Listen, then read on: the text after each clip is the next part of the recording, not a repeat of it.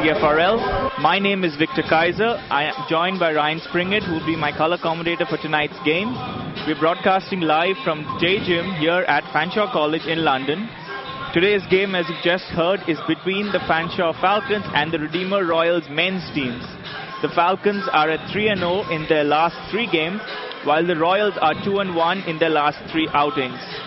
I throw it over to Ryan Springett. Ryan, what do you expect from today's game? Yeah, well, thanks a lot, Victor. What we can expect from this game is it's going to be strengths against strengths and weaknesses against weaknesses. What do I mean by that? Well, Fanshawe's offense is one of the best in the West region for the OCAA, and they're going against the Redeemer's defense, which is also one of the best defenses in the OCAA. And then on the other side of this thing, it's going to be Redeemer's weak offense against Fanshawe's weak defense. So it's going to be interesting to see the strategy of how they're going to play this game. That certainly will be interesting. All right, before we progress, we are at roughly 4 minutes to tip off. We have the starting lineups for you for Fanshawe. Starting at guard, number 3, Boyd Vassell, and number 20, Jordan Dixon. They'll be starting at guard. Up at forward, we've got number 31, Troy Barnes, and Joel Williams, number 13. And starting at center at a massive 7 feet is Darcy Young, the number 40. And for the Redeemer Royals, starting at guard, Michael Dua, number 0, and number 5, Nwanga Burke. Also starting, number 13, Paul Hart. And in forward and center, number 22, Dimitri Lurasi, and number 23, Ben Ibrahim. So, Ryan, what more can we expect from today's game? Well, it's going to be it's all going to be about offense and whether or not teams can pick up their rebounds. That's one thing both teams struggle with. Fanshawe is going to have to look to pick up the rebounds on the offensive side, while Redeemer looks to get out their defensive rebounds. All right, and just how stoked do you think the players will be, given that the NBA lockout is almost over? It's officially over, so that we'll be starting with the NBA in about a month's time. So how much of a boost would that be to players? It'll give us something to watch on Christmas, that's for sure. I'll be sure to watch a few games that night. All right, I was speaking to Darcy Young earlier today. He was pretty stoked. He was like, college basketball is college basketball, but when it comes to the NBA, it's quite something special to look out for the NBA. So I guess we're all looking forward to it, and we're all glad that the NBA isn't in a lockout, and that we'll be seeing some basketball even though it's a smaller season. And before we've got 2.5 minutes to go, we have some out-of-town scoreboards for you from the NHL. After 1, the Maple Leafs and defending champions Boston are tied 1 apiece. Detroit leads Tampa midway through the first. Mikhail Grabowski, he got the opener for Toronto. How good have the Leafs been so far in the league, Ryan? Right now it's just been a surprise for me. I'm not totally sold on whether or not it's a playoff season for the Leafs, but it's still interesting to seeing how great of a start they got off to, and the surprising start from Phil Kessel was the big headlines of this year, facing criticism after being picked last in the All-Star game. But let's be honest, it's an All-Star game. Someone has to be picked last. He's there for a reason. He's one of the best. He's one of the best. He currently leads the All-Star voting, Phil Kessel, so that's a pretty good surprise for him there. And also in other basketball news, in other hockey news, Dylan Hunter, how good was his first game in charge at the Washington Capitals? Yeah, well, Dylan Hunter, he couldn't get the win, but someone's got to lose. That's basically it. The other thing to look on is local here is the London Knights. How are they going to do with the departure of Dale Hunter? We now know that Mark Hunter, Dale's brother, is stepping up as head coach, which will be very interesting because many people don't know this. He's the GM and he's co-owner. So he's going to do whatever he wants with that team. So and he's a very smart hockey guy. What can I say? It's going to be very interesting over the next few years. I'm pretty sure he's going to want the best of the team, given that he owns it. But was it a bit of a surprise that Dale Hunter left in the middle of a pretty good season with London, or were you kind of expecting it? The way rumors were, you were kind of expecting it. It was just a surprise when it happened, because Washington actually had a winning record, but we did know that it was soon coming that Dale Hunter was going to go to the Washington Capitals, and it's just going to be interesting to see how he handles Ovechkin, Semin, and how he's going to get them started this year. All right, we are under a minute to go here at the J Gym in Fanshawe College. You're listening to us on CFRL Radio. My name is Victor. Alongside me is Ryan Springett, and we are almost ready here for basketball between the Fanshawe Falcons men's team and the Redeemer Royals men's team. The Fanshawe Falcons sit third in the Western region with a 5-2 run, while the Redeemer Royals are fourth from bottom. They are currently 3-3. The buzzer is gone. We are almost ready to begin our game here. Yeah, right now it's all about home court advantage for the Fanshawe Falcons. 4-0 on the year at home. They're on a 3-game winning streak. I gotta say, it's gotta be the ball's in Fanshawe's court right now. It should be, and as you mentioned about the strength versus strength, so it should be an interesting matchup to see how the Fanshawe offense goes up against the Redeemer's defense and vice versa. Also, another talking point, Jeff Fong, number 15 for the Redeemer Royals. He's a London native, so how do you think the fans will react to him in the stand? Although there aren't too many of them out here, how would they react to him? Oh, I'm sure he's got a lot of friends and family here watching him tonight. I'm sure it's going to be a very exciting experience for him to play once again in front of a hometown crowd, even though he's on the road. But on the other side of things, there's a lot of Fanshawe Falcons, especially from H.B. Beale Secondary School, that will have a lot of friends and family watching this game. I see about 4 of them on my sheet right now, and then there's surrounding areas. We're talking St. Joseph, that's just out in St. Thomas. Lucas, that's another school in London, and Saunders.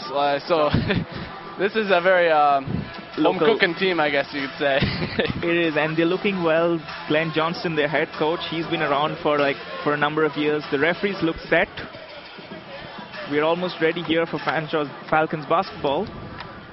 Just getting ready for tip-off here. We're getting ready for tip-off. Darcy Young is on the pitch, standing at a massive 7 feet tall, which when I was speaking to him earlier, I had to literally look up, and I'm not too used to doing that, given that I am pretty tall myself. But that's how they come. 7 feet is what you have in the NBA as well. You have lots of guys who are 7 feet tall. A lot of big men, yep.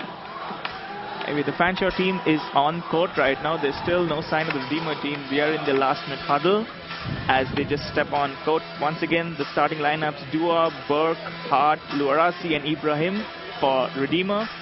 Vassell, Williams, Dixon, Barnes, and Young for Fanshawe. Players are in center court, shaking hands, getting ready to start play basketball.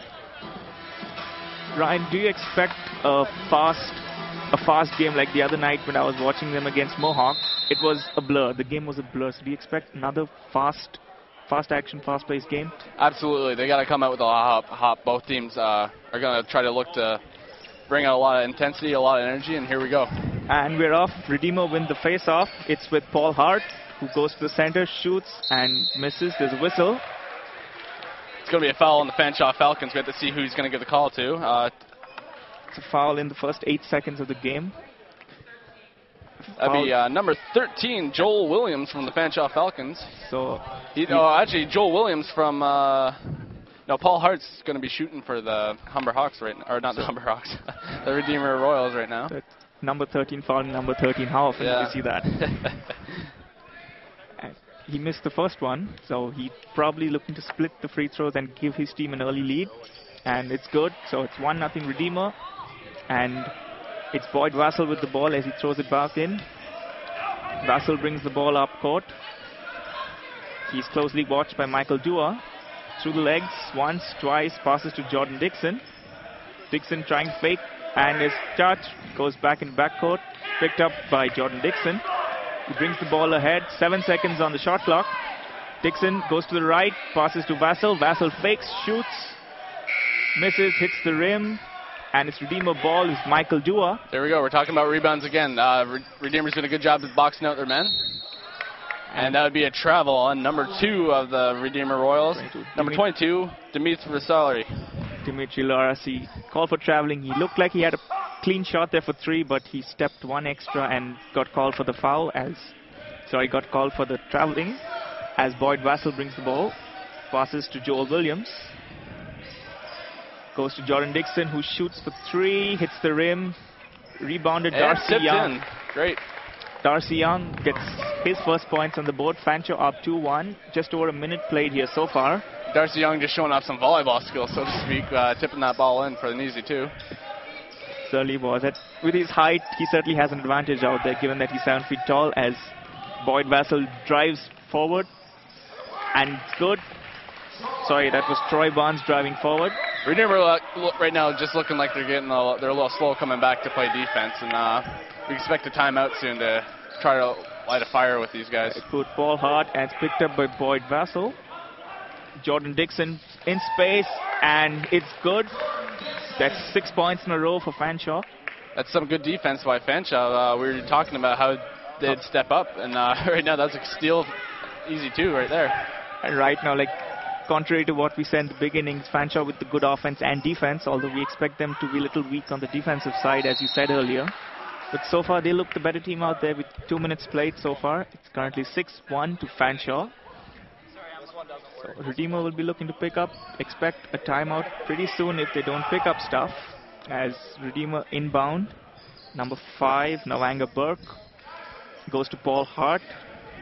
Ibrahim shoots, hits the rim, and it's out. Rebound Joel Williams again. And as you were mentioning, Ryan, more rebounds. That's what this game's going to be about. Definitely. Jordan Dixon goes to back to Dixon, goes to Troy Barnes. Barnes drives in, and it's an air ball picked up by Dimitri Luarasi, and he goes long to Michael Dua. 1-on-1, it's 3-on-1. Dua loses the ball. There's a whistle call. Kick ball, it's going the other way. Fanshawe basketball, they're going to be inbounding it right in front of the Fanshawe bench. Right in front of the Fanshawe bench, and we can see Glenn Johnston there. He's screaming out orders from the side while the Redeemer coach is standing, but he's silent so far. There's nothing coming out from his mouth. What do you think is going through his mind right now? I don't know. I wish I could see what he's saying right now, but that big Movember right there is in the way. All right, it's the last day of Movember, so you see lots of mustaches on a lot of different people out here, so it's an interesting day. Oh, for good awareness too, right? It certainly is for good awareness. As back to the game, Luarasi has the ball. He's given it back to Paul Hart. Hart goes to Luarasi, and there is a lot of confusion in the Fanshawe area. As the referee blows for the whistle, it's another Redeemer ball. So it's shot clock been reset back to 14. We don't know what exactly happened there, but it's been reset back to 14 seconds.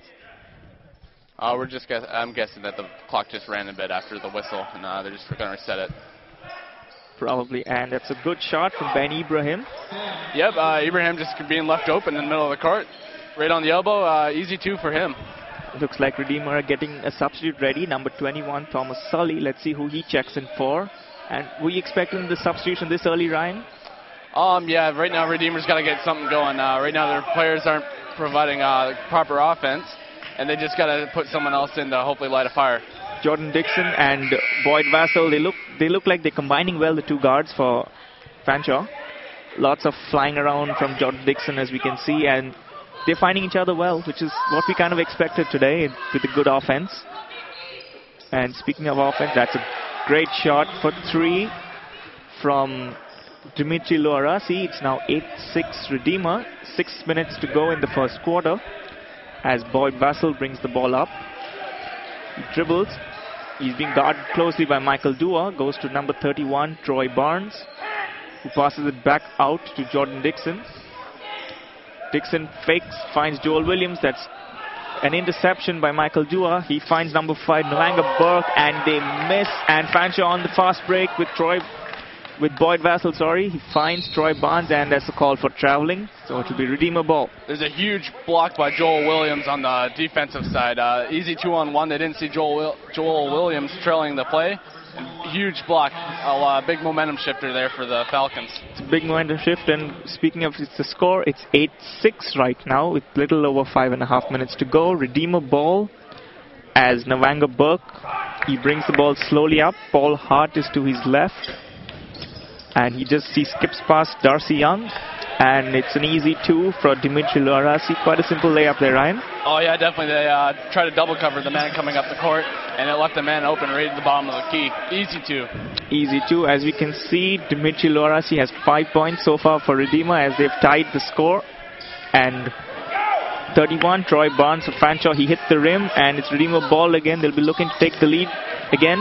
Remember, they were the first team to register a point before falling back. Another rebound, Joel Williams. Right now we're seeing a pretty clean game. Not a lot of fouls. We're probably going to have to look for the Fanshawe Falcons to get onto the line.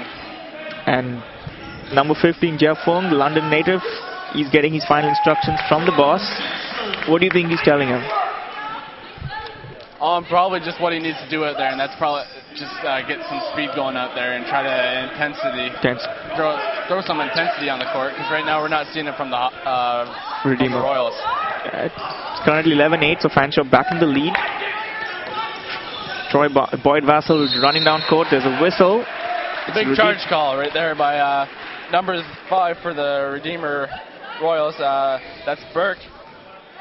Easy turnover for the Fanshawe Falcons. So it's Redeemer ball. There's just Jeff Fung steps in for Nwanga Burke, who's going off.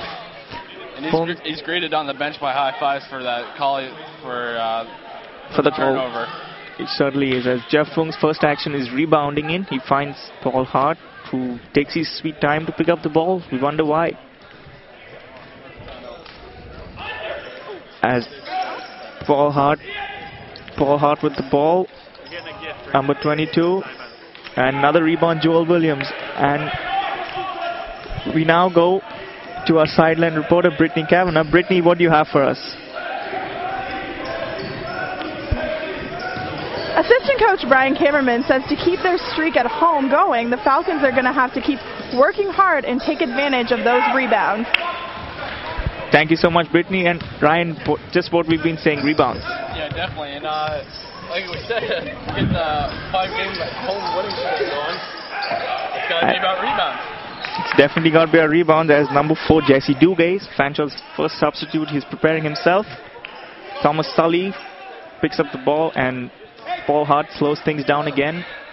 Glenn Johnston is on the side, Fanshawe head coach. And he's preparing another substitute. That's number 23, Mike Dubril. So we've got 2 substitutes for Fanshawe ready to step in at the next break in play, which the buzzer has sounded. And we've got another report. We go to Jess Cook, our silent reporter. Jessica, what do you have for us? Okay, so Redeemer is saying that they're pretty excited about bouncing back from their loss with Niagara, and they're excited about this game. The coach is going to keep preaching those defense principles and drilling their players. All right, thank you so much, Jess. And it's right on the money there. They hosted Niagara at their home court there, Redeemer. They lost to them 80-65. That's a pretty big loss at home.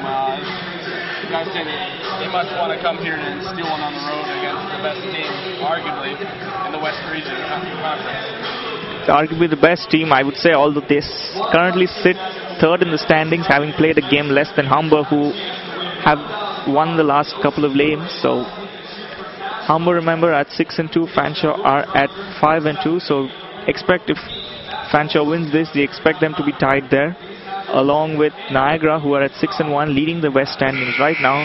Redeemer are 4th from bottom. They've split their games 3-3. So yeah, you mentioned Humber. Humber traveled all the way to here in London to play Falcons back in November 9th. Head-to-head, these are 2 of the best teams in the league, and Fanshawe came on top, 63-56, in a very defensive effort, you'd say. It's a low-scoring game like that. It certainly was, and the timeout's over. We've got our substitutes in. Number 4, Jesse Duguay for Fanshawe. He's passed it in to Jordan Dixon. Dixon brings the ball up slowly, finds Joel Williams. Goes to Mike Dubril, and Duguay shoots, hits the rim, rebounded by Ben Ibrahim, as Dimitri Luarasi passed it to Paul Hart on the left side of court, the closest towards us. Goes back to Thomas Sully. Sully to Paul Hart. Hart trying to get past his man. Darcy Young, 6 close, finds, it's gone out of bounds. Good try between Ibrahim and Luarasi, but Luarasi was unable to bring the ball under control. It's gone out, Falcons ball. 2 minutes, 38 seconds to go in the first quarter. It's currently Fanshawe 11, Redeemer 10. As Jordan Dixon goes past his man, finds Darcy Young, who's surprisingly pretty high. He's not in the paint as you'd expect him, given his height. And Jeff Fong with a steal, and Redeemer trying to group as fast as they can and trying to keep this game, keep the score within reach so that they do not fall too far behind, unlike how the women's team were pretty much overrun by Fanshawe early in the game and pretty much settled the game at the first half itself. Yeah, watching a bit of that game, it was all about free throwing with Redeemer. They weren't hitting anything on the line here at J Block here. Troy Barnes gets ready to come back in along with Boyd Vassell, so they've had their quick first period rest as the whistle goes again. Foul on Jeff Fung for Redeemer as substitutions in. Jeff Young as number 11. Aaron Ragoba checks in for the first time. Darcy Young makes way. Jordan Dixon makes way, and Joel Williams. So the other three starters are getting their rest. How happy would Fanshawe be with the first half, Ryan? With the first quarter? Right now they can't be too happy. As I say that, they just hit a big three. I was just going to mention they haven't done anything outside the 3 time mark. Look for Jesse Duguay's 3 points as he sinked one over there. Number 4, it's 14-10 right now, minute and a half to go, and ball's out of play. Glenn Johnston's clapping. He seems semi-happy with what he's seeing so far. Shouting instructions out to number 23, Mike Dubril. As Redeemer inbound, Paul Hart. Back to Navanga Burke. Burke almost slipped, almost lost his balance, but he finds Dimitri Lorasi. Goes to Thomas Sully, misses, rebounded, Troy Barnes. Fanshawe on the offense again. Number 3, Boyd Vassell has the ball. Shoots from long, Mike Dubril makes another 3-pointer. That's 2 in a row for number 23 of Fanshawe. Mike Dubril. Mike Dubril is hitting 2 in a row. That's he's hit the last 2 buckets for Fanshawe. Both of them have 6 points and a big 7-point lead for the Fanshawe Falcons right now. Big 7-point. The whistle goes traveling on Paul Hart. He's not happy. He was expecting a 3-point play. The coach, Mike Stitius of Redeemer, he's not happy with the call as Jeff Fyung prepares to check in again. And Thomas Sully is off. Redeemer's coach, he's not happy with that call. He was expecting a free throw. He was expecting the 3-point play, but instead it goes to Fanshawe, who bring the ball forward to Boyd Vassell, and it's another 3 points. That's 3 in a row for Mike Dubril. 3 from 3 from their big 23 player here now. 3 in a row from the field. That's the last 9 points we've seen Fanshawe 9-0 run, and that's a foul by Navanga Burke. He wasn't expecting it. He looked surprised. Big charge there. It was a charge. He expected the defensive foul. He expected possession, as did the Redeemer coach, which is what we would expect. No one likes fouls being called against them, I'm sure. Oh, definitely not. As you get later into the game, the fouls really hurt you in the game. They do. It's two team fouls apiece. As another whistle goes. 3 in the key, I believe. Looked like 3 in the key call. Ryan, what do you think that call was? Oh, sorry. It was a legal block, I believe. I don't know who was on, but I'm guessing it was somewhere in the key there. Because they were signaling that there was a call inside the key. I think it was on Jesse Dugay, number 4 from Fanshawe. I think the call was on him because that's what the officials were mentioning, number 4, as the ball's surprisingly rolling on the court in front of us. And Vanga Burke throws it out of bounds. After letting the ball roll in front of us, we wonder why. Bizarre. Why he was rolling the ball? That was just to save time. They don't start the clock until Redeemer touches the ball. That's why they were waiting. Saving time. A little bit cheeky out there as Troy Barnes sinks another 2. So Fanshawe they've been on a pretty positive run here so far. Mike Dubril's hit 3 in a row. Mike Dubril's hit 3 3-pointers in a row. So I guess that's what the Fanshawe team will be happy. We now go to Jess Cook, our silent reporter. Jessica, what do you have for us? Fanshawe's therapists have just informed us that none of Fanshawe's players are playing injured, and they're hoping that this will continue for the rest of the season. Thank you so much, Jess. Yeah, well, nobody likes injuries just as much as they don't like fouls being called against them. I would imagine no one likes injuries as well. So, good news so far for Fanshawe. Yeah, definitely not. Speaking of injuries, Redeemer's late game day scratch is Mitchell Crosby. We actually have no word on why he's out. hopefully one of our sideline reporters will get some information out of the trainer from Redeemer. All right, we don't know why Mitchell Crosby's out. As we just mentioned, he was a late scratch. We've got a minute 14 in the break between the game. It is currently 22-10 in Fanshawe's favor. Once again, we remind you of Mike Dubril 3-in-3 3-pointers. Pretty big tongue twister when you say 3-in-3 3-pointers, but that's what it was, and that's why Fanshawe have this huge 12-point lead right now as we prepare to begin the second quarter. And no doubt about it. Big threes from number 23, Mike Dubril. Really showing his shot range from beyond the arc there. Really a big offensive weapon, pulling them out for a 12-point lead here in the first quarter. And before we begin our second coverage, we have a few out-of-town scoreboards from the NHL. Midway through the second, Toronto and Boston are tied 2 apiece. At the end of one, Detroit are 2 up over Tampa Bay. We've got 3 more games that begin later on tonight. Colorado, New Jersey, Minnesota and Edmonton, and Montreal and Anaheim. And I really don't know what to say about Anaheim. They've lost 7 in a row, which is pretty surprising. But that's how it is sports-wise. And we're ready to begin second quarter action. The buzzer is gone. It will be Fanshawe's ball. Remember, Redeemer won the tip-off, so Fanshawe will have possession. As the referee is saying something to Jesse Duguay, we wonder what it is. But he's talking. Looks to be nothing serious, we hope. As Fanshawe begin the third quarter with Vassal, Dubril, Duguay, Ragobar, and 31 Jordan Dixon on the court, while Redeemer continue with Luarasi, with Film, Burke, Paul Hart on the court. We really can't see who the 5th player is right now. Number 23, Ben Ibrahim. Sorry, my mistake. So that's how we begin in the second quarter. Remember, it's 22-10 Fanshawe. 22-10 Fanshawe right now. As it's another fast break. Balls with number 31, Troy Barnes. He finds Vassal. Vassal goes Ragobar.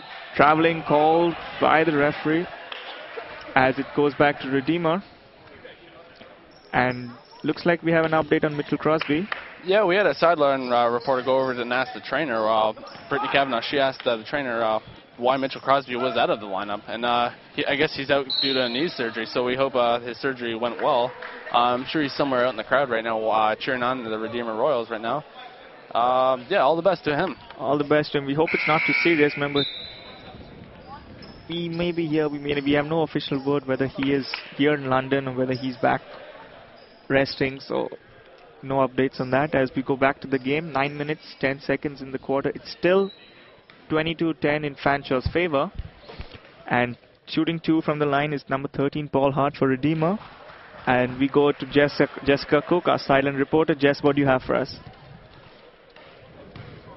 Okay, so the Redeemer Royals have 3 wins, which is the highest standing that they've had since the 2000 season. So that's pretty exciting for them.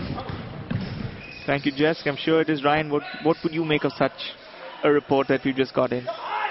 Well, anytime you can break, you're on a good winning streak, I guess you'd say. The year's not over yet, so it's going to be even more higher expectations for next year. They went 11 years without beating 2 games, winning 2 games. This is something great for the Redeemer Royals, as they have something to build on right now. It's 3 games, and 3 games. They've split the last 3. They won it 2-1. They remember the last game was at home to Niagara, where they lost 80-65. While the Falcons are coming back after losing at Niagara, they're coming back on a 3-game winning streak, which involved beating Mohawk, Sioux, and Agoma. As 8.5 minutes to go, Boyd Vassal just scored. It's 24-11 Fanshawe. That's the first points of the quarter. It's gone Fanshawe's favor. Number 31, Boyd Vassal, and there's an interception. Vassal foul called on number 5, Nwanga Burke, we believe. Yeah, after a poor turnover by Burke, he just decided to foul number 3 for Fanshawe, and that's Boyd Vassal. So, ball will be rebounded by Jordan Dixon. He passes it back to Boyd Vassell. And they bring the ball forward. Lots of movement here in the Redeemer defensive area. Goes to Jordan Dixon, who almost lost the ball out there to Manga Burke and loops it in, hits the rim out. Boyd Vassell shoots, hits the rim again. Joel Williams fighting for it again, as he's been doing all game so far. As Redeemer bring the ball forward. Number 40, Darcy Young, looks set to check into the game again. He's had his rest, so things looking good so far for Fanshawe. As Redeemer just missed another shot. Big rebound there by Troy Barnes, who passed it on to Vassell, who's brought the ball into his own half. Finds Jordan Dixon. Back to Vassell. And he makes the shot, so that's 2 points in a row for him. Sorry, from Troy Barnes, my mistake, as he's hit 2 in a row now to put Fanshawe up 26-11. 7.5 minutes to go in the second quarter. As shoots from 3, misses. Number 22, Dimitri Loarasi. Just does not have the luck that Mike Dubril had, would you say, Ryan? No, I wouldn't say so. Right now, they're just they're letting Fanshawe have take the outside shots from long range. They haven't been making them all day, so they're going to let them keep shooting, and hopefully Fanshawe will get their rebounds. All right, and before we progress, we go to our sideline reporter, Brittany Kavanagh. Brittany, what do you have for us? Because of the Royals' great defense, the Falcon assistant coach says the boys need to set good screens, and the coach is stressing this need throughout the game. All right, thank you so much, Brittany, for that. So I throw you the same question, Ryan. What would you make of that? With the screens and that, yeah, they definitely have to do that, working on their defense. And just stay out of foul trouble, because it seems like when they set screens, they're illegal screens, and that's what's getting them into foul trouble. Foul trouble, as speaking of fouls, a whistle went against number 40, Darcy Young. He doesn't look too happy out there. And Redeemer will be inbounding to number 21, Thomas Sully. Remember, it's 28-11 now, Fanshawe. So Redeemer have yet to register a point in this quarter. Goes for 3, misses it again, and fast break Fanshawe. Foul there. So Dimitri Loras, he missed the 3-point, and then he knocks down the number 20, Jordan Dixon. So maybe showing a little frustration right now. He's missed 2 threes in a row. He was wide open. He had all day to shoot that, and he obviously missed it, and he's showing some frustration. And it's a timeout from Redeemer. So what do you think the coach is telling them right now to focus on the offense? It's got to be better stuff. It's have better defense and better offense right now. They've been missing their long-range shots, and they haven't been playing well defense. They got to go back to basics right now. All right, and before we progress, we go to our reporter, Nikki Yu from ZEF. Nikki, what do you have for us? Stay tuned for the halftime show where Brooke Foster will be interviewing Tanisha Bromfield. All right, thank you for that preview, Nikki. Very exciting. I look forward to hearing that. She's doing a great job on the sideline promoting the halftime show. I'll be sure to be maybe in that. I don't know if I'm sticking around for that, but I'd be glad to stay around and have some chat it up with Victor here, because I believe you're staying here the whole game. I'm staying here for the whole game. I'm supposed to be joined by Tyler Hetherington in the second half. Yeah, he's replacing me. He's I don't know where he is right now. He's probably just preparing for this. There's a weight room close by. He's probably doing some push-ups or something in there, just getting pumped up for this game. Probably getting pumped up, as the clock seems to be running for some strange reason. We don't know why. The clock should have stopped at the timeout. Oh, the clock. That's the clock for the timeout. That's why they have a clock running right now. Just giving players a warning how long their timeout is. All right, so my bad. You were right, Ryan. That's why I'm here. I would imagine. So I guess Glenn Johnston, Fanshawe, will be pretty happy with what he's seen. Despite the sort of shaky start, I guess he'd be happy. And as we predicted, the Fanshawe offense is good, but the Redeemer defense does not seem to be here with us right now. We wonder why. They've got one of the best defenses we've seen, so it's pretty strange that the gap is as big as it is right now. It's not what we kind of expected. It is. It just seems like it was more a matter of time. Fanshawe's just been outworking Redeemer right now. Just basically from the start of the second quarter. It's all been Fanshawe. And the 3 3-pointers in a row, which I will stress again. Yeah, huge momentum. momentum killers for the Redeemer right there, getting 9 points in a row on you from long range, from poor defense. That's how it is. So Redeemer have the ball bouncing again. So they're waiting as Hart picks up the ball to officially start the shot clock now. And he goes to number 0, Michael Dua, with a screen there from number 23, Ibrahim, as Dua shoots and makes it. That's just what the coach will have been telling them. Just what the doctor ordered, so to speak. Dua for long range, nailing a 3, and now they're showing a little life right now on defense. I guess so. The coach, he definitely invigorated the team there. He put something in them. He told them to fight for it. I guess I would imagine. I wasn't there. We were discussing Tyler Hedrington's push-ups, which is... we don't know why, but that's what we were up to, so... And the shot clock, we can hear Glenn Johnston screaming his lungs out. He's not happy that the shot clock ran down. Screaming at Darcy Young. Darcy Young had the ball, screaming at him. Right now, he's just saying there's too many passes by the Fanshawe Falcons. They need to shoot the ball more. That's what's given them so much offense, or so much success in the first half here. And they haven't been shooting the ball as much since that last 3 from Dua. Actually, given that they've made so many threes, you'd expect their offensive momentum to be high. So you'd expect them to try and take more shots rather than try to work the ball into the key, as Ali Askarov strips, preparing for his first entry into the game. He's getting his final instructions from the Redeemer coach. As there's a foul on Boyd Vassell, he bounces the ball in frustration. And lots of boos from the crowd, Ryan. Yeah, the crowd's not happy with that call. They thought it was a bit of a dive, so to say. Maybe you're referring to soccer. I hear some soccer references from the crowd right now, just not happy with the call. Not happy, and the calls led to a Fanshawe timeout, so we just went from the coach being pleased to Glenn Johnston not being too happy out there. And it's a different story on the Redeemer bench. They're happy right now. They're getting Fanshawe frustrated with themselves. They're getting frustrated, and we go to Brittany Kavanagh, our sideline reporter. Brittany? To transfer the great home record onto the road, Brian says the boys need to get in a good warm-up and get a feel for the away atmosphere. All right, thank you, Brittany. And just what we said, coming over here to Fanshawe, you'd expect the crowd to be more towards Fanshawe, so you would expect a little bit of a tough game for Redeemer, given that they're coming off a loss at Niagara. And so far, they're down 14 points. We've got 20 seconds left in the timeout. Yeah, one of the hardest, like what Brittany says, one of the hardest things to do is win at home. So what do? You get here early, you watch the game before. You put your iPod in, get in the zone game face, I guess you'd say. And you just come out strong, come out with a lot of energy. Redeemer so far hasn't really done that so far this game. That's why they've been calling a lot of timeouts. But right now they're showing a lot of life halfway through the second quarter. They've sprung back into life, while Glenn Johnston, he's not too happy out there. Moments ago, he was the happy coach. Redeemer weren't so happy. Now the roles have been reversed.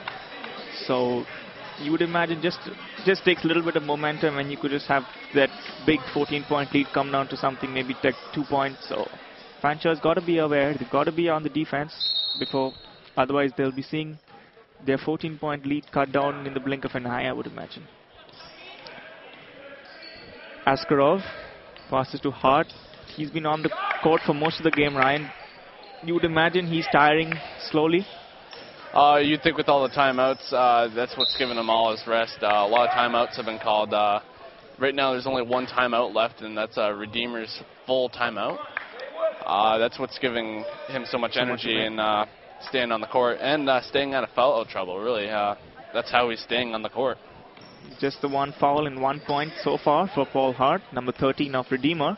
And speaking of Hart, he brings the ball. Whistle gets called, and it's against Hart. That was probably a charging call, as it's another Fanshawe ball. Number 20, Jordan Dixon, will be inbounding. Yeah, Paul Hart draw the charging call against number 13 of Fanshawe, Joel Williams. Ball is going the other way now. Fanshawe's just dribbling up the court after that charging call. Like what we said, the first foul, 13 on 13, it's another 13 on 13. So it's a pretty interesting numbers game out here today. Number 13, Joel Williams. Number 3, Boyd Vassell. Number 31. So just ones and threes in the players' numbers as they're passing around. And Williams with the layup. It's good. It's now 30-14 in Fanshawe's favor. 4.5 minutes to go in the second quarter, in the first half, I would say, as the ball is back with Paul Hart. So, interesting observation. I would imagine the players, like, I don't know how you'd react to this, Ryan, but an interesting observation I've seen is most of the players who've had the ball in the last couple of minutes, they've had the numbers 1 or 3 or both on their kit. So, we could say it's definitely not a strategic move. I don't know what to think about it. Numbers are numbers. But that's what we've been observing. So it's like, yeah, it's a strange coincidence, but strange coincidence. And Darcy Young broke that, but it goes back to number 1-3 again, Paul Hart. And finally it's broken by Luarasi, and the whistle goes for traveling, I believe. I missed the call. Yeah, it's traveling on number 11 from Redeemer. That's Ali Askarov with the foul, and Joel Williams he hears something from Glenn Johnston. It's 30-16 now in Fanshawe's favor. Boyd Vassell brings the ball up, goes long, goes cross court now. Number 31 Troy Barnes, back to Williams, back to Barnes. So they're bullying, I would say they're trying to bully the Redeemer defense, trying to find that little weak spot and exploit, as Darcy Young goes pretty strong, rebounded Williams again, misses again, another rebound, this time for Redeemer, Dimitri Luarasi. So no score there for Fanshawe on that offense, even though they had a couple of possessions. And the whistle goes again. And look who's coming on. Number 23, Mike Dubril. Do you expect, he's all rested out, do you expect more 3-pointers from him, Ryan? Absolutely. They're going to, right now, Redeemer's forcing them outside. They're not letting them take any inside shots. So when they're doing that, you got to make them, you got to throw a long-range offense out there, and that's number 23 for Fanshawe. Mike Dubril, and you would imagine with three perfect throws that he's pretty good on the offense so far, so you expect him to hit more 3-pointers. Meanwhile, Dua on the offense goes to Ibrahim, shoots long and sinks it for 2 points, as the ball is being brought forward by Boyd Vassell. Vassell asking Dubril to come inside. Dubril switches sides. Jordan Dixon backtracks and almost lost it there, but he wins it back. Goes to Vassell. Vassell goes to Dixon again. Dixon to Jesse Duguay. Duguay, Dixon shoots, sinks. 3 from 3 right there. Boyd Vassell, long-range shot from the corner. Puts 33 up. Oh, there we go again with the threes, eh, Victor? Lots of threes.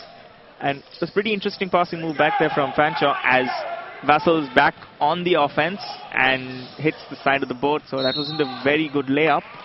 Just trying to buy a foul there from the refs. Just going up off balance. Just wasn't a smart shot selection there. Wasn't, but he's getting 2 from the line, and not a lot of free throws so far in this game, right? Oh, sorry, it's not a free throw, my mistake. Ball's inbounded, and with number 0, Michael Dua. Dua goes long to number 12, David Bluth, who checked in. And another whistle, pushing. Yeah, right, like you said, not a lot of fouls, but we got one right now. Not a lot of them coming off of shots, and that's why we're not seeing any shots from the line. All of it's been in the neutral zone, so to speak. No fouls really inside the key. Plus, to add to that, no team is over the foul limit yet, so we haven't really seen many free throws, as Boyd Vassell has the ball again, goes to Jesse Duguay. Jordan Dixon from long range, no, not shooting. Dixon shoots, hits the rim, rebounded Askarov.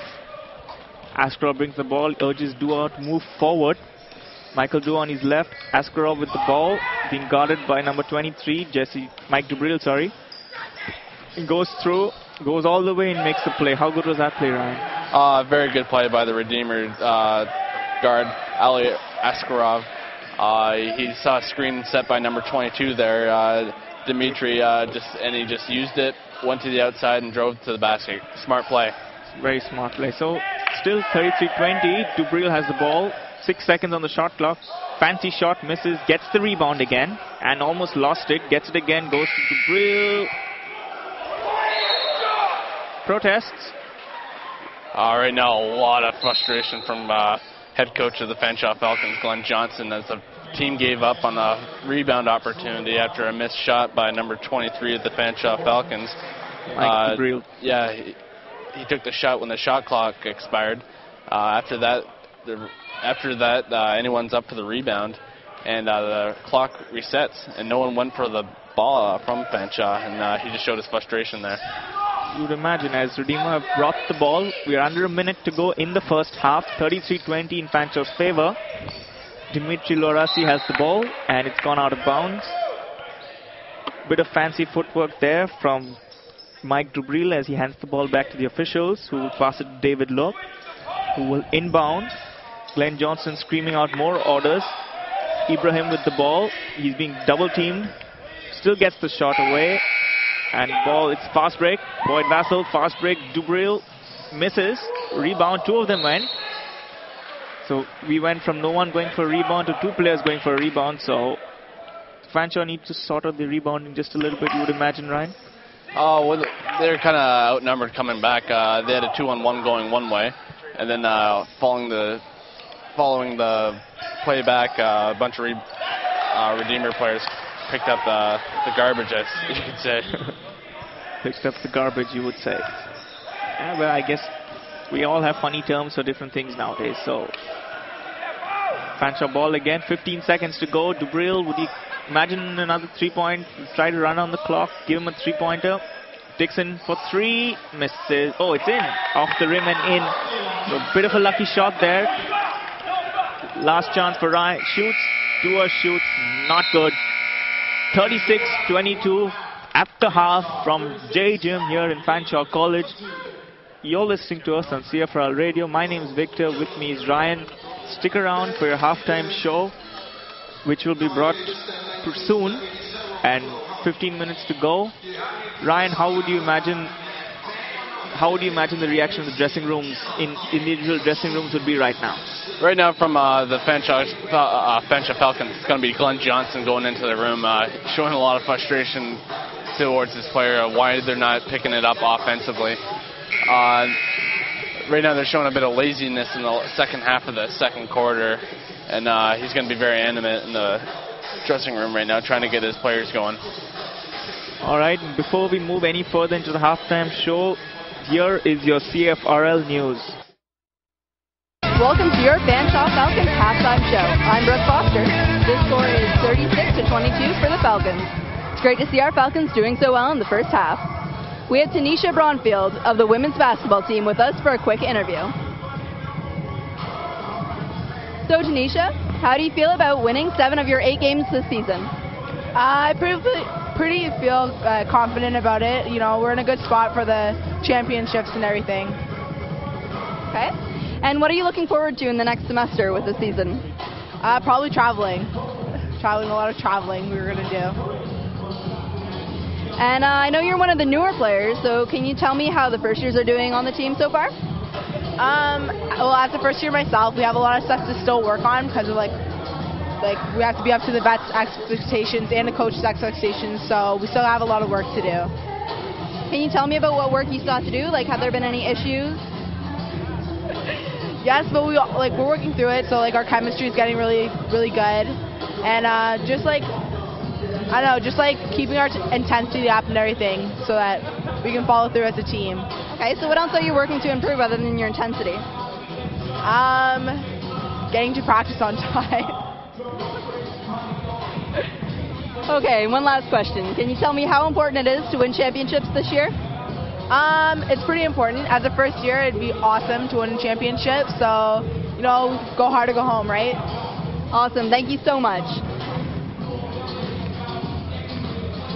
And to finish us off, I have a few updates. An agreement was reached last Saturday to end the NBA lockout. Players are going to be allowed back at the team facilities tomorrow. Clubs are speaking with agents, but no deals are being offered and no contracts are being signed until December 9th. Players were locked out by owners in early July. We'll see 2009 draft pick and forward Louis LeBlanc making his debut with the Habs tonight. You can catch LeBlanc from the Canadiens facing off against the Ducks at Anaheim at 10 p.m. tonight. The Leafs host the Bruins in Toronto, and Edmonton welcomes Minnesota. With nearly 40,000 seats still available in their final 3 games, the Buffalo Bills face the possibility of having their home games blocked out on local TV. The Bills normally have trouble filling seats at home games after Thanksgiving. The fans' interest in the team has taken a bit of a hit after Buffalo's 4-game losing streak. Let's hope to see our Falcons doing well in the second half. I'm Brooke Foster, and here's Victor Kaiser and Tyler Hetherington with play-by-play and color commentary. Thank you so much, Brooke, for an interesting halftime report. We've got 7 minutes to go in the half. And Ryan, what would you make of the first half so far? So far, it's been a lot of an exciting to see the defense work. It's all been man-to-man, no zone defense, which I find interesting, but it's understandable that no one's been playing zone defense. You could actually expect Fanshawe to come out with the zone defense and let the Redeemer Royals shoot from outside the arc. Because you think about it, they only made one shot from outside the arc, and that was late in the second quarter. So you would look at them to capitalize on that, switch to probably a more zone defense, although there could be the risk that the defense might not coordinate properly. But who are we to say something? And interestingly enough, as the Redeemers were practicing, the ball got stuck near the net, so there are a lot of them trying to test their jumper, and they bring the ball out, and it's finally loose. Number 12, David Lott, got the ball loose, so bit of cheer amongst the Redeemer fans as they practice. We've got 6 minutes to go, and coming back, I guess what's on everyone's mind is the NBA right now and free agency, and we going through the net, we find Kobe Bryant, Dwight Howard, Chris Paul, probably all free agents. Kobe Bryant, bit of a surprise, you would imagine? Well, he hasn't been signed yet, and like what Brooke said, no one can be signed yet. But you can expect him back in with the LA Lakers, and they're having talks about the big three. Would you like to comment about that? I don't know, it's hard to say. Dwight Howard, Chris Paul, they're all big players for their respective teams, Lakers, Magic, and the Hornets, so it depends. There's always some big player on free agency every year. As reportedly from the Lakers fans is that they want to keep Kobe Bryant, which we would imagine, and try to get both Chris Paul and Dwight Howard on court. That would make an already pretty good team with Pau Gasol and Andrew Bynum and the other players like that. It would make a pretty good team there in LA, and basketball in LA could be big with the Clippers. Blake Griffin, I know, he had a pretty good year last time before the lockout, so it's hard to tell. It's still time before players are officially committing. Lots of rumors so far. Rajon Rondo has a couple of rumors. What do you make of Miami Heat, Ryan, given that they lost the finals to Dallas? Were you expecting Dallas to win the finals last year?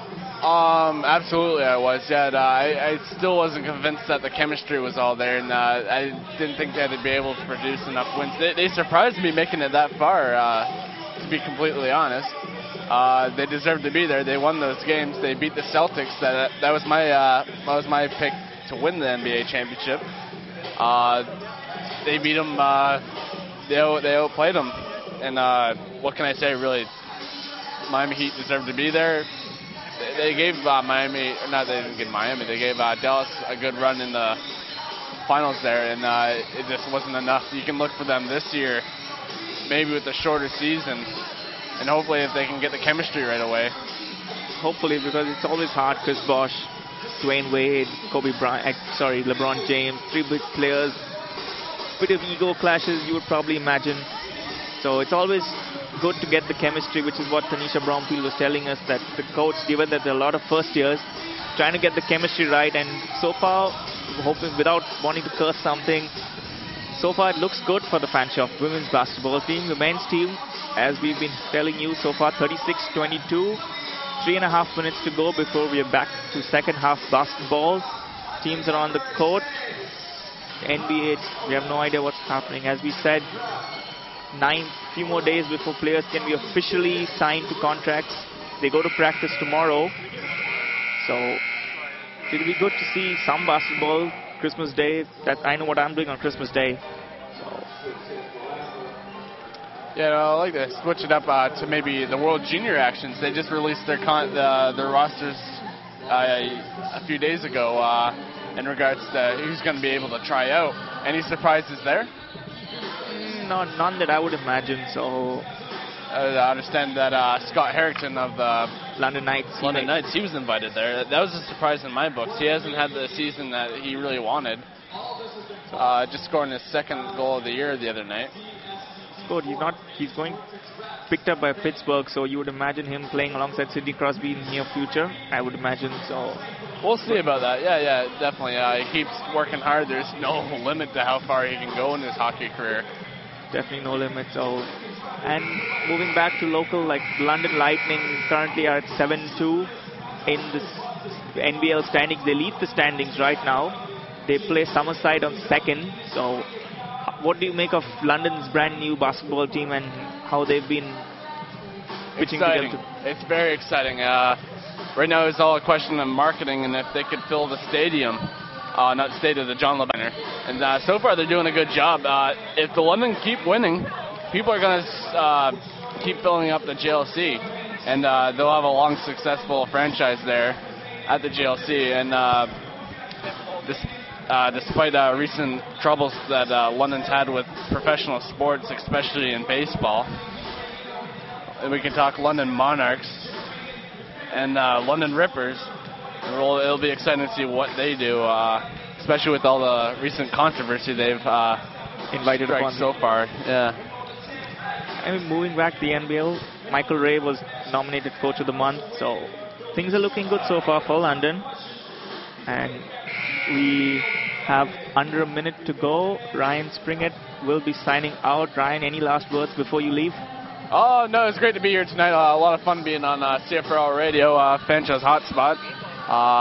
Hopefully, I'm going to stick around and watch the last half of the game and send it off to Tyler Henriksen, who will take it from here. Yeah, who'll take it from here, and hopefully he can fill my shoes, so to speak. I know it's a tough thing to do, but I'll sign off, and thanks for having me tonight, Victor. Thank you for being here, Ryan. And we are almost ready to begin here. Ryan Springett, that was Ryan Springett. As he leaves, I'm going to be joined by Tyler Hetherington. We have a few stats for you out here. The Redeemer Royals have been shooting 36%. Fanshawe has been shooting 44.1%, so that's just like what we imagined. Fanshawe up 36-22 right now. And 3-point shooting just one for Redeemer, so you would imagine Fanshawe to switch back to a zone defense pretty soon as they try to exploit that. And I'm now joined by Tyler Hetherington. Tyler, welcome. Woo-woo. What's going on? Good so far. We've just begun second half action here live from the J Gym in Fanshawe College on CFRL Radio as Paul Hart dribbles. Glenn Johnston is shouting out orders. Good job already. Barely 15 seconds into the quarter. So I guess something that he's seen has caught his eye, Tyler. Yeah, he's just seeing the tighter defense. They're playing it a little bit closer to them, playing man actually. But yeah, they're getting in there. You would imagine they would switch to a zone defense given that Redeemer have managed just one 3-pointer in the whole half. Sorry, 2 3-pointers in the whole half. My mistake. But compared to Mike Dubril, who hit 3 in a row. So yeah, well, you know, they're still a team of shooters. They're not a team of in the paint. They really don't have the size inside to play in the paint. So, and there was another 3 there from Jordan Dixon as Fanshawe are up 39-22 now. Tyler, I'm going to ask you the same question that I asked Ryan. Is what did you make of the first half so far? Well, I was impressed Redeemer kept it this close. You know, they're having the best season they've ever had in the last 12 years. And, you know, Fanshawe's hitting their shots, but they're getting some turnovers and they're not doing well. And they're not screening well, which is something obviously the coach is really wanting them to do. Ball is with Fanshawe. Jordan Dixon goes to Troy Barnes. Barnes back to Vassell. Back to Dixon. Joel Williams now as they're passing around, trying to run on the clock a bit before making the shot, you would imagine, Tyler? Yeah, no, they've been passing it around quite a bit. You see Joel, he steps out to the top of the three-point line and catches up there when he's mostly a paint guy, so it's a pretty interesting strategy. Pretty interesting. They're passing around well so far as number 13 of Redeemer, Paul Hart, comes into the basket, almost made the play, and Luarasi puts it in. So that was a very good hook shot. That was very nice. Very nice hook shot there, as mentioned by Tyler out here. And Vassell brings the ball forward. Lots of defense being shouted from the Fanshawe crowd. And an interception there by Burke. Burke drives the basket and misses. And we go to our sideline reporter, Kyle Hutchison. Kyle, what do you have for us? Victor, we were just talking to Redeemer head coach, and he's rather livid with his team. He says if they want to have any chance of getting back into this game, they really need to tighten up their defense right away. Thank you, Kyle. Tyler, this is just what we were talking about. They need to tighten up defense, and if they want to bring down this 15-point gap, 39-24 to Fanshawe. Whistle's gone. Traveling. Fanshawe ball. And head coach of Redeemer walking around. He looks livid, just as what Kyle told us. He is livid with them. They want to obviously close on the lead. Looking very snazzy in the Argyle sweater, though. It's very nice. I have no comments for that, Tyler, but as you would say. And back to basketball. Keeping distractions away. Jordan Dixon with the 3, misses it. Paul Hart brings the ball forward again. And good drive to the basket by Ben Ibrahim, but not good. As Dixon brings the ball pretty fast forward, goes to Troy Barnes, air ball. So, not happy with that shot. I would imagine no one's happy with an air ball. Tyler never is. He was visibly upset. And ball's back with Redeemer. Burke shoots from long, another missed shot. Good, interesting rebound there as ball's picked up by Vassal. Whistle. The whistle's called. It's just a hard foul. Stuck out his hand and got a little bit of Vassal's face, so almost took him from the neck. Foul. Fanshawe. Jordan Dixon steps over to inbound. 39-24 in Fanshawe's favor. 6.5 minutes to go roughly in the third quarter as Vassal has the ball. Brings the ball forward slowly. More shouts of defense from the crowd, so which is what you want to mention. Want to mention that as Vassal has the ball. Williams goes to Troy Barnes again. This time hits the rim, but misses. Williams with the rebound. Coach would be happy with that effort out of Joel. He went straight from the 3 right in to get to the rebound and put it in. So, as Paul Hart with the ball, trying to find his way past Boyd Vassal. Vassal goes in. Burke brings the ball out. He almost lost it out there to Joe Williams again. Williams seems to have picked up his game a bit. He probably got an earful in the half, so he's playing his heart out right now. As it looks like Leonard Van Oud is preparing to step in for Redeemer. And it was a great 3 by Paul Hart there. That was a wicked shot. Wicked shot, as you'd say, Tyler. So 41-27.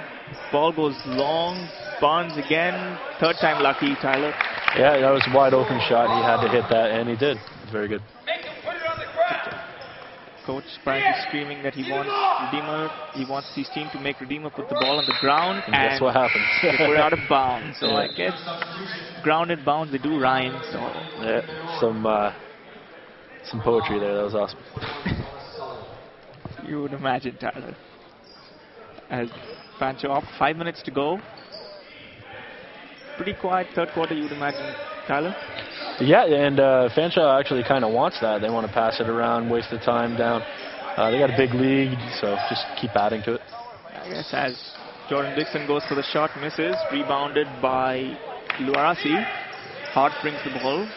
Hart and Burke have been they've been on the court the most often for Redeemer. So you'd imagine the coach wants them to pick it up a little bit and try to bring down this big margin, as you would say. Luarasi out of New York, that's a pretty rare thing in OCAA, but there was a big reason he went to Redeemer, and here he is with the team. The only non-Canadian player on the team, I would imagine. And Glenn Johnston is livid. Another 3-pointer there for Paul Hart, I imagine. So it's 13-point lead right now, 4.5 minutes to go. As Glenn Johnston, he's not happy.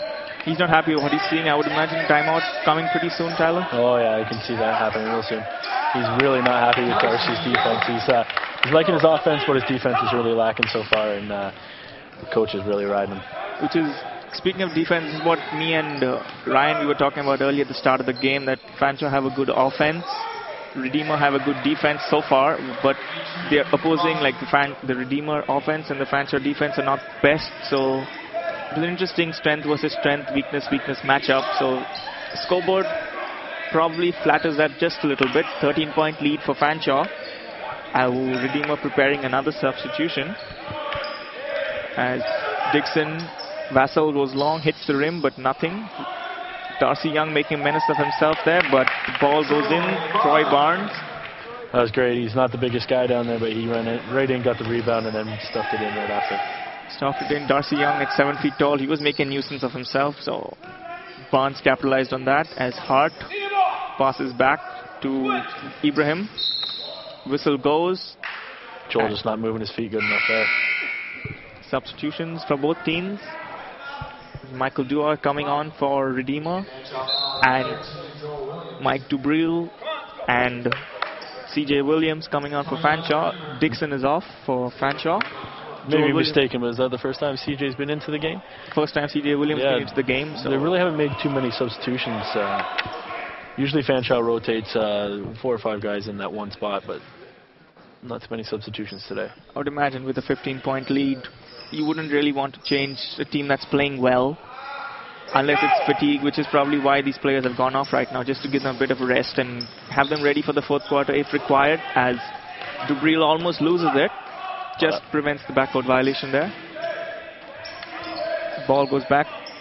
Vassal with a 3. Wide open. He's got to hit it, and he did. That was a good shot. Good shot. Fanshawe hit the 50-point mark here. 18-point lead. Little over 2.5 minutes to go in the third quarter from the J Gym in Fanshawe College, London. As Michael Dua goes round the back. Got 2 players on him, and the ball mistake there from Redeemer, and out of bounds, and Boyd Vassal almost ran into us out there. So just an errant pass, you know. He tried to pass it, and he just slipped in his hand, obviously. As the Redeemer head coach, he's got Dua by the side, giving him a few instructions. Probably a bit of an impromptu pep talk before he went and sat on the bench, you would imagine, Tyler? Yeah, well, he was mad at his own play, and the coach is just telling him to take it easy. As ball goes up, Wenger Burke brings the ball forward. He's looking for support. He finds it through Van Oord. As ball goes to Luarasi. Stepped out of bounds there. Stepped out of bounds, but surprisingly, it's Glenn Johnston who's the more vocal coach, which is something... It's not a rare thing. He is always the most vocal coach. You would imagine they have a shouting competition between the 2 head coaches every time come here. I would imagine Johnston would finish the league unbeaten. Yeah, he's batting 100. He's all right. As Troy Barnes, makes another 2-pointer, 20-point lead. So the lead's building up just a bit. Redeemer won't be too happy with that. As it's a great play, just poor execution by Redeemer there. CJ Williams brings the ball forward. It's the first time he's fresh legs, so you'd imagine him to run around hard as he's floundering on the floor like a fish, and a bit of football, I would imagine here. Darcy Young, and it's no good, and Fanshawe will be trying the fast break. No, I don't think it's slowing down. Troy Barnes again, and put in by Darcy Young. Joel Williams is ready to come back in again. It was good alley-oop there. CJ, though, he was out there for 2 minutes and threw the ball away 4 times. I would not be surprised if he sits on the bench for the rest of this game. Probably he had a bit of a run out. I would imagine he's going off, as Redeemer have called a timeout. Close to 50 seconds. We have a few out-of-town scoreboards for you. The Leeds and Boston, they're playing. Remember, they were tied 2 apiece. They were tied 1 apiece, after 1. And sort of technical problem. We apologize for that. Oh, it's 10 midway through the third period. Boston are up 4-3 against the Toronto Maple Leafs. So surprise there, Tyler. 4-3 Boston. Not really. Boston's one of the top teams in the league, and they're obviously playing big if that's the score. And in the other game that's going on right now, Tampa Bay have come back from a 2-0 deficit against Detroit to tie 2 apiece. As that game is also underway, it is at the end of the second period there, so Any surprises there, Tyler? Martin, St. Louis, and Stamkos getting the goals to tie this game up for Tampa Bay? Tampa's been pretty rough this year. It's been a rough start for Tampa. Goaltending hasn't been the greatest for them. And then the big scandal with the 1-3-1 trap that they were rolling out. But you know what? They got to do what they got to do to win. And playing Detroit, it's probably a pretty good game, actually. As the timeout expires, 1 minute, 10 seconds to go. We're almost at the end of 3 quarters here. It's 54-32 in Fanshawe's favor. 1 minute 10 to go again in the 3rd quarter as Burke inbounds, gets the ball back from Hart, and they bring it. And Tyler, you were wrong. CJ Williams is still on the pitch. Yeah, it was Darcy that took a seat instead of CJ. So, giving a bit of a run out, resting the players for the upcoming games, you'd imagine. Guys, Redeemer trying something, but muscled out there. Whistle's gone, and Dimitri Lorasi will shoot 2. Not too many free throws in this game, Tyler. No, but you can expect a lot more as the game gets closer and as they start fighting for the ball a little bit more. It's 22 points, so the game still a little far away. It's not as close as you would imagine, but we would probably closer than some people thought. That's for sure. That's for sure. Like we were expecting probably Fanshawe to run out right just as the women's team did against the... Oh, yeah. I'm pretty sure most people expected that. You know, Redeemer, they're a small school. They have less than 2,000 people. It's not a lot of people to choose from, and it's tough to get talent when you have that few number of people in your college. Fanshawe, we've got 15,000, and it's pretty easy to pick a good, talented team. Man, but Redeemer, they've got 3 wins, which is huge. They're probably happy with, given that they've got 3 wins this season. Well, that's their highest win total since 99-2000, and that shows you. Not a lot of teams would be happy with just 3 wins so far, but they will be. They are. They will be as CJ Williams is on the floor, and the whistle goes. Shooting 2. Yeah, Joel go to the line. Joel Williams, the foul on Van Oord of Redeemer. Joel Williams, first time to the line tonight. Sorry, second time to the line as he prepares to shoot 2. Just over half a minute to go in the 3rd quarter. Makes the first, rebounds it off the backboard, and he scores. Preparing his second is Joel Williams. 55-34 to Fanshawe. Williams splits the throws, rebounded by Durasi as whistle goes again. Stepped on the line as he was trying to save the ball, so Fanshawe ball. Fanshawe ball. Mike Dubril will prepare to inbound. Dubril, CJ Williams. Jordan Dixon is trying to free up some space. CJ Williams looking for a pass. Goes to Dubril, who shot 3 out of 4 from long range so far tonight. So as turnover, Ben Ibrahim goes, and Joel with the hustle. You don't see that too often, but that was a very good hustle by Joel. He's having a pretty good game. Pretty good game. He prevented 2 points, keeping the lead up at 21 points so far.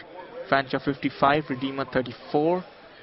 10 seconds to go in the 3rd quarter as the ball is being inbounded by Lorasi. Goes to Ibrahim, who was just hustled by Williams as Lorasi sinks it. Almost missed it there as CJ Williams tries. We don't think that'll go. It doesn't reach. Wouldn't have counted anyway. No, probably not. 55-36 in Fanshawe's favor. 2 minutes to go before we begin the 4th quarter. Tyler, 3rd quarter going as per your expectations, you would imagine? Yeah, no big surprises there. Fanshawe's the better team for sure. Redeemer's still giving effort, a lot like the girls. They don't have the best winning record, and they don't expect to compete too much, but their hustle is always great. And they play pretty solid defense. They're getting a little sloppy. Fanshawe's passing the ball around, and they're finding open guys pretty easily. They got to get back to that for sure. And they were just passing it around the top of the 3-point. They were getting open looks, and they haven't done that lately, and they really need to get back to that. We certainly do. And before we begin, another quick question for you, Tyler. I know you were trying to speak to the Fanshawe women's basketball team, the coach's daughter, trying to get her to speak on the radio. Tell us a bit more about that. I was just sitting in the stands during the first half of the girls' game, and the coach's daughter was sitting there, and she was being happy and going crazy, and I was like, if I go grab the microphone, will you say, "Go Fanshawe, go"? And she said, "Go Fanshawe, go." So I was like, oh, this is going to be radio gold if I get her on there. But the second I put the microphone in front of her, she freezed up and started hiding in her grandfather's arms. It is what it is. It is what it is. The microphone's pretty intimidating for anybody, let alone a 4-year-old girl. It is. So must have been a pretty interesting moment for you there. Yeah, it was funny. Everybody was laughing about it, and I'm sure everybody got a little bit of a story out of it, including me. And it was all for fun. It was good. Another experience for you as we are back. 10 minutes to go in this basketball game. We're just at the start of the fourth quarter here in Fanshawe College. J. Jim. Last home game of the semester. As C.J. Williams brings the ball forward. Dubril has it. Goes to Troy Barnes. Jordan Dixon. And some miscommunication. Dixon thought Dubril was going the other way. It happens. It happens in basketball. We're humans playing. They're not machines out there playing. So you would expect the odd mistake.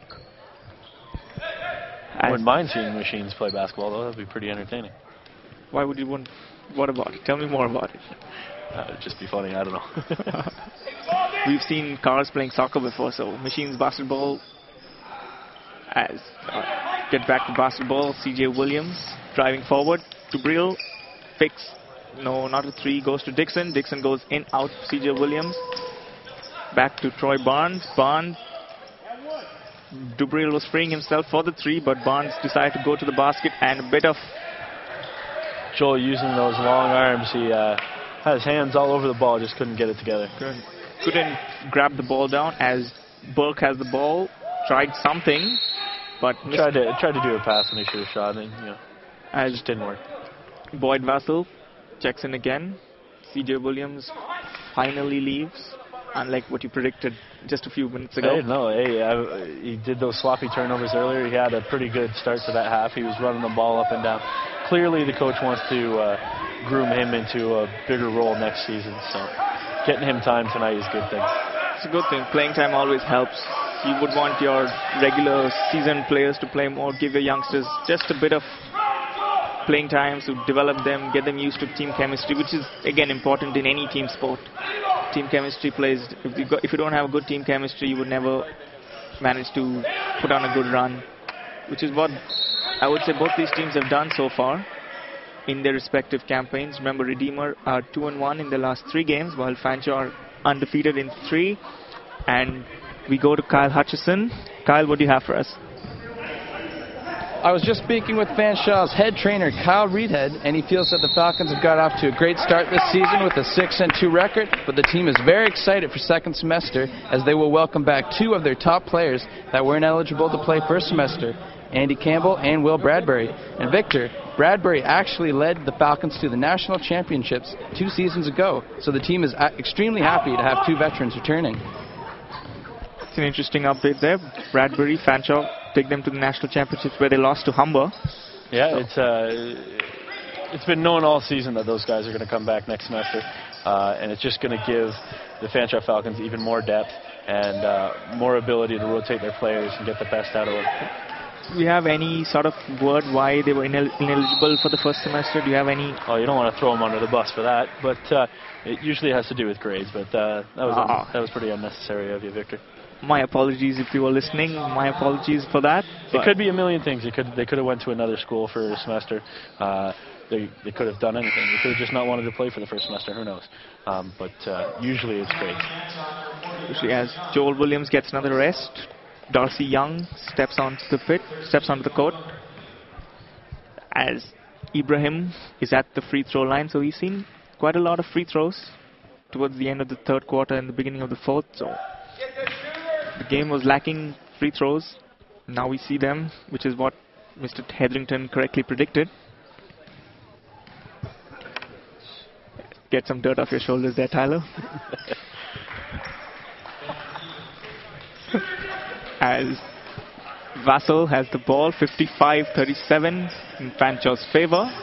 8 minutes to go in this basketball game, the last home game of the semester, as Jordan Dixon is going around, and big rejection. Big block. 23 on 23. What a pass by Dixon there to keep it alive. Vassal goes, shot clock goes down, so it's Redeemer's ball as Paul Hart tries to make his way past Dubril, who dives for the ball just in front of us, but Hart comes out with the ball. Gotta love the effort. Love the effort. He's putting his heart out there so far. Dubril as makes the rebound there, so he's definitely giving it his all, trying to impress Johnston that he's the man for the big occasion, I would imagine. And just missed the shot, so kind of a mixed minute there for Mike Dubril. Good defensive play, but then he missed the offensive shot. As Lorasi passes to Ibrahim, turns and shoots, misses, rebounded by the huge Darcy Young. Joel Williams is ready to check in again, so short rests for him. You sip of fluids and yeah, just give him a little quick pep talk, let him get some Gatorade and get back out there. Get the heck out of there. Ibrahim has the ball, taking his time, goes, misses, rebounded, easy rebound, Troy Barnes. Tempo slowing it down, you know. Tempo has slowed down quite a bit, so you would imagine it's 55-37, 6.5. Dubril goes from distance, makes it, almost missed it. He's took smiling. A couple bounces in and out. You know, he was frustrated that he missed his last shot, and he just landed that one, and that's good for him. He almost missed it though. Almost went out, but then went in. So all that matters is the points on the board. Points on the board. So as Hart unlucky, rebounded Jordan Dixon, running forward. Boyd Vassal goes round, fakes, goes to Troy Barnes. Call for charging. Pretty surprising call there. It looked like both legs were moving, but that's why I'm not a ref and he is. That's why you're not the ref. That's why you're sitting beside me. Instead. I'd much rather be here. Dubril steps out. Joel Williams is back after his short Gatorade-filled break, I would imagine. And checking in Nathan Vanderveen from Carmen, Manitoba. So you can see Redeemers gets some guys from some distances. They got a guy from Manitoba, got a guy from New York, so pretty interesting. A couple guys from Alberta as well. Saskatchewan is too. So we've got guys from all over the country. Thomas Sully puts that in. 58-40, 5.5 minutes to go. 18-point lead for Fanshawe. As Darcy Young with a hook shot puts it in. 20-point lead, Fanshawe. Parents are loving that as they're screaming behind us. Everyone would love such a hook shot. Shouting. Glenn Johnston is shouting out there again. Hart with the ball. It's not even news. That's just an average thing. Dixon with a steal, but fails to keep it in play. It's Redeemer ball. 5 minutes to go in this basketball game. 10 seconds on the shot clock. As the ball is prepared to be inbounded by, looks like Lorasi. It is Lorasi. Goes to Sully. Sully gives it up, and Vassal, nothing really fancy. He was looking for Jordan. He definitely wanted the alley-oop dunk, but he decided to take the good 2 points. He was looking at, given that they're up 22 points, you would probably look for something just a little flashy to entertain this crowd up here. Not many people. The problem is he goes up and does something flashy and misses. Joel, the coach, is going to ride him for sure. Probably had that. Probably turned around, saw angry Glenn Johnston's face, and decided just to go for it himself. Does he have another face? I wouldn't know. You probably know him better. Boyd Vassal with the ball goes in. Darcy Young, big block there from Ibrahim. As Redeemer trying to close down this gap as much as they can. Tyler? Yeah, 22. You know, it's bordering around 18 to 22 the whole game. So. And 20 points now. And great crossover by Hart. That was a great play. Good crossover. And any sort of momentum run could still. There's still 4 minutes. 4 minutes in basketball is a long time. It is, but Fanshawe's playing pretty good basketball right now. Traveling called on Troy Barnes. Does not look happy. So there's little things like this that could bring Redeemer closer into the game and could be in for a good last couple of minutes then. As Hart picks up the ball now, shot clock starts down again. Hart has the ball, aiming for 3, misses it. Fanshawe giving no respect to him with that shot. If they just let him take it. Just let him take it. They probably knew he'd miss as Dubril looks set to come in again. Vassal goes but misses, rebounded. Troy Barnes, and the ball goes out of play, and Ben Ibrahim goes up all the way up the stands there. I don't know how that wasn't a foul on Larassi, but good for him for not getting called. But Fanshawe Falcons were not happy about that call at all, or non-call really. Dubril on, Dixon off, as 3 minutes 45 seconds to go in this basketball game. Fanshawe are up 62-42, 20-point lead against the Redeemer Royals. With the 20-point lead, I really hope Royals coach will throw out the London, Ontario kid just for at least a couple minutes, just for the reason he's in his hometown. Family's here, so let's hope he gets out there. Jeff Young, he's played before. He's played in this game before, so I haven't seen him in the second half. That's kind of what I was doing. He hasn't played in the second half. He's not played much. He's just played a few minutes, and he looked promising. I would imagine he's got a lot of family and friends, as you said, in the stands. So no activity but on the Redeemer bench. So we'll have to wait a little longer to see Jeff Young. As Joel Williams, and bit of a mix-up there. Yeah, again, a miscommunication there. Dubril fell down. Even if he stood up the whole time, I don't think that ball would have made to him. It looked more like a trip. And because of that, Joel's getting taken out. But that happens to Joel quite a bit. It happens. He tripped over himself, and a bit of comic relief, I would imagine, for this small crowd here in Fanshawe College, as Paul Hart has the ball. It's a pretty good crowd for a Wednesday night. It's just that side's not very full. Behind us has got quite a few people. I don't have eyes behind my back, Tyler. So come on, why not? It's either watch the crowd or watch the game. So tell me what you want me to do. As Van der Veen, first time I've seen him on court tonight, Nathan Van der Veen for Redeemer. Rebounded by Ragobar. As CJ Williams brings the ball up, he's on court again, so another small shift for him. They're just bringing out a couple other guys, rotating guys out there. Dubril, not good. Rebounded Ragobar, but then he put it out of play. 2.5 minutes to go in this basketball game. Ryan Taylor checks in, another 7-footer. Lots of noise from the crowd. Philip Butler checks in for the first time today, as Boyd Vassal checks out, and timeout has been called, I believe. They were cheering as Ryan Taylor went in, but right when he gets out there, they call a timeout, so we'll see what happens. Any specific reason you would imagine them cheering for Ryan Taylor? He's just the guy that doesn't get too much time out there, so when he gets out, he's a fan favorite. He's the biggest guy on the team, 6'11". He's got quite a bit more weight than Darcy does. They're both 6'11", but you get enough friends in here, and they can cheer loud for you. How do you think teams will be coping up with two almost 7-foot players that are on Fanshawe? You can see on the Well, to be honest, at the very beginning, I thought Fanshawe was just going to play the bigs game. They were going to throw it down to the big guys down at in the paint, but they haven't been doing that today. They haven't needed to, because the Royals are giving them the perimeter and just saying they're just begging Fanshawe to shoot from the three-point line, and they have been, and they've been getting them in. So yeah, I was a little surprised that they haven't been playing with the bigs too much, but it is what it is. It's always good to get a bit of a run out. Darcy Young in his third year, but Ryan Taylor first year. Look out now, Redeemers out there. They got a couple 5'9" guys out there right now. They have no size at all. You can see that they're kind of bringing in their younger guys. You'll see it on both sides of the team. Askarov and Curtis Lee on the pitch. Curtis Lee coming on for the first time in this game, so a couple of minutes, I would imagine he'd go till the final buzzer maybe, unless the coach has some other plans. As whistle goes, pushing it, Redeemer ball. Looks to be like a Redeemer ball. Foul on number 21, CJ Williams.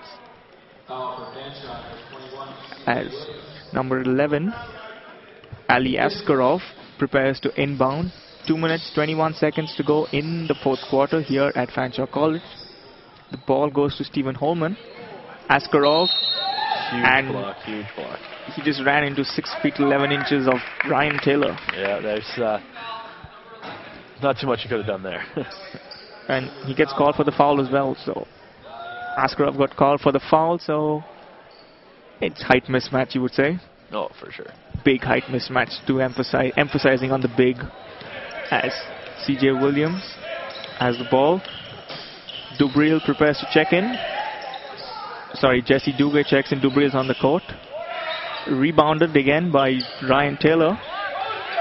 As it's a Dubril, goes for 3, misses. He loves that 3-point shot. Made 3 in a row, so I would imagine coach told him out there to keep trying the 3-pointer, keep trying to expand this lead. Since those 3 in a row, he's been 1 for 4. So 1 for 4. So it's still 4 3-pointers out of 7 in the game is still good, given that this is college basketball. I can't think of too many NBA players who don't manage better than that, so he'd be happy with his efforts. That 4 shots from beyond the arc, that's 12 points. That's all the points he's got in this game. All his points have been from outside the circle, so that's pretty common for him as well. Pretty common. Like, you don't see that too often. You usually see more 2-pointers, more shots from inside, but it's always nice to shoot from outside, to know that you have that extra weapon in your team. So Glenn Johnson realizes that. As ball shot by Van der Veen misses, rebounded by Duguay, who just checked in. Bit of high action block. Big block by Duguay on Stephen Holman. As the ball goes out, Redeemer ball. And timeout. Timeout's being called by Redeemer, so expecting a lot of timeouts at this stage of the game, Tyler?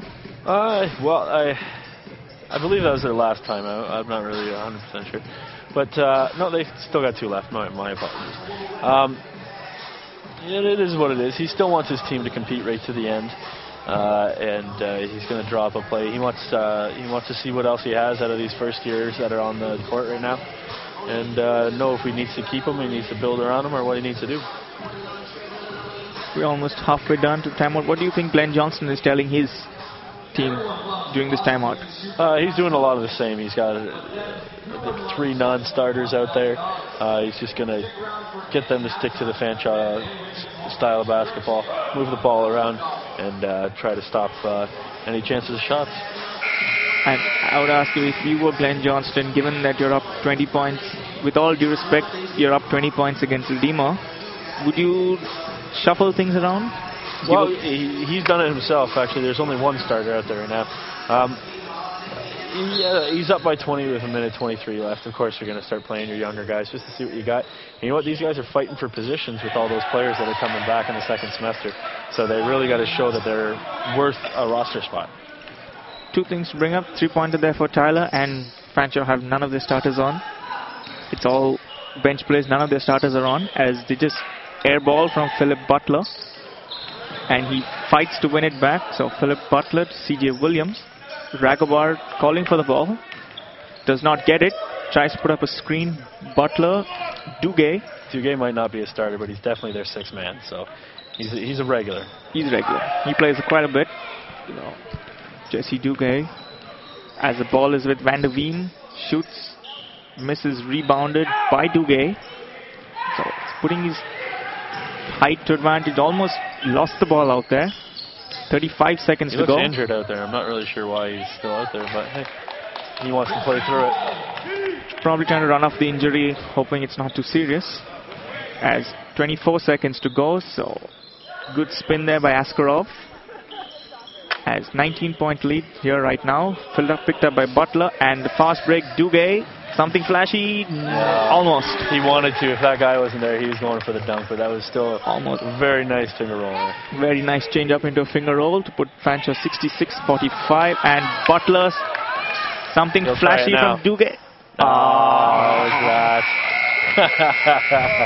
He's going to complain on the injury, but he's trying. He's hiding his shame right now. Looks to be something with the groin. We don't know. He might have got hit in the mommy-daddy buttons. And that's it. The final buzzer has gone. It is 66-45 here from Fanshawe College. Predicted outcome, Tyler, you would imagine? Oh yeah, for sure. I'm sure if this is on pro line, it'd be a 20-point spread. So, you know, they covered for sure. It was a good game, and Fanshawe finishes the semester strong at home. It'll be interesting how they can keep it up. They got St. Clair on Sunday. That'll be another big game, and yeah, they'll just try to hopefully finish out the first half. 66-45, the final score. Bit close, you would imagine. You're probably expecting a bigger gap between the two teams? No, not really. They're all men. There's pride into the game as well. 21 is pretty good. Half, though. And we had Mike Dubril talking to us, so big moment for you, Tyler. Mike Dubril talking to you? He was looking for the game sheet. We just had the halftime, so it's okay. It's okay. He's interested in his own points. He wants to pat himself on the back. We could tell him he's got 12 points all from outside the arc, so... Well, he's looking for himself. You got a couple scores in the NHL, and then head up to CFRL news for them. Couple of scores in the NHL. As anything else you'd expect, Tyler? Where would the Redeemer Royals move on from something like this? You know what? They showed a pretty good effort for what's expected out of them. You know, you don't want to dog them by any way, but this outcome was expected by everybody. But they had a lot of effort. It was good, and it looks like Boston finished off Toronto really well. It's 6-3 was the final score there. 6-3 was the final score. We had Brad Marchand and Lucic scored near the end there. We also have New Jersey, Colorado tied at 0. That game's just getting started. Detroit is now beating Tampa Bay 3-2 with about 14 minutes left in the third. Detroit leading, and goals from Thomas Holmstrom. That's the goal that's keeping the team apart. Datsuk and Eriksson have the other two for Detroit. St. Louis and... It's pretty safe to say